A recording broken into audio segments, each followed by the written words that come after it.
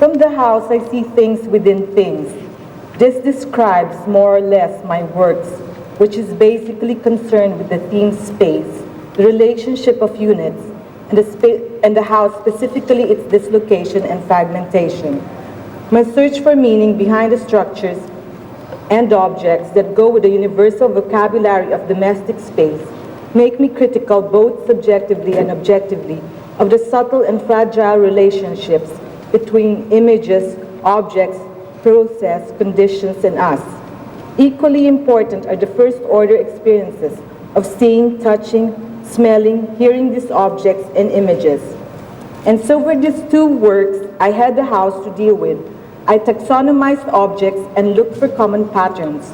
I separated and chose objects and ideas that have to do with how they are associated with the house, like the interior design magazine and plaster cast, for example.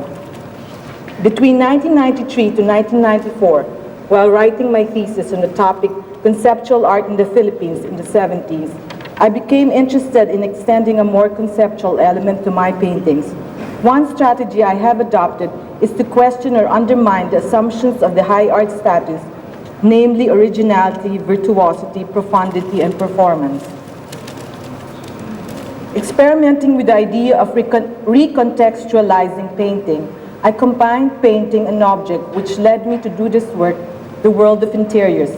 Every picture and text in the magazine is crudely duplicated on top using oil paint, whereas this work can be seen as a finished object enclosed within the covers of a magazine. The text and/or artwork is an unstable product or process that changes from reading to reading. The work also questions hierarchies between things which has more impact, the image or the object, the figure or the abstraction. Many times, things like books can be assigned a beginning and an end. For instance, this may be seen in the classification and definition of painting, sculpture, and drawings. My work is completed with the interaction of the work and the reader who can flip over the pages of the magazine. A study in discontinuity and connections is my other work for the Triennial entitled The House, Everything is Everything, which is made of plaster casts of different components of a house: kitchen sinks, cabinets, drawers, chests, doors, 3 different types of the infant Jesus, etc. These plaster casts of varied domestic things, or what I call cultural artifacts, were made from using rubber molds, which I bought from an art and crafts shop in England.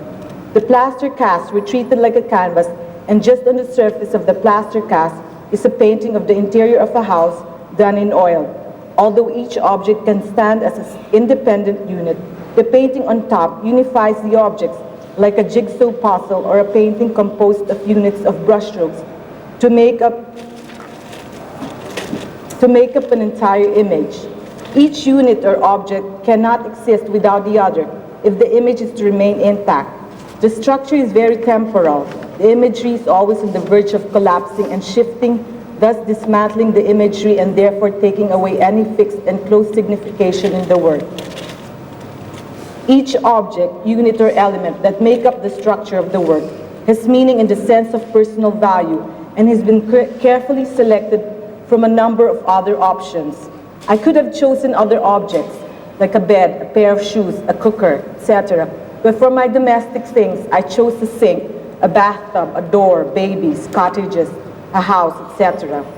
In my study of art history, I learned that there are more or less 2 extreme tendencies. The first one is to treat art as a purely formal structure. At the other end, there is a notion of an art as a product of economic situations. These are 2 orthodoxies.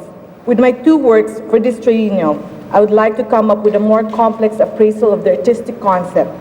Artistic text, not only as a purely formal structure, and also not as a direct reflection of economic situation, but an overdetermination of various structures that construct it. When I speak of overdetermination, I mean that the artwork is not only determined by one factor, but determined by multiple factors like race, gender, age, religion, politics, economics, etc.